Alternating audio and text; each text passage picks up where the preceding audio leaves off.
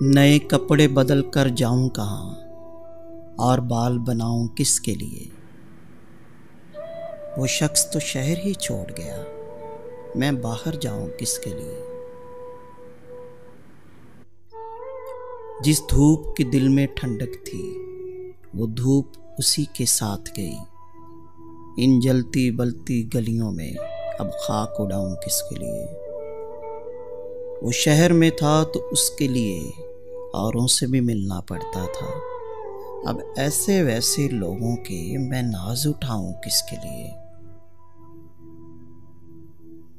اب شہر میں اس کا بدل ہی نہیں، کوئی ویسا جانے غزل ہی نہیں، ایوان غزل میں لفظوں کے گلدان سجاؤں کس کے لیے؟ مدت سے کوئی آیا نہ گیا، سنسان پڑی ہے گھر کی فضا، ان خالی کمروں میں ناصر اب شمع جلاؤں کس کے لیے؟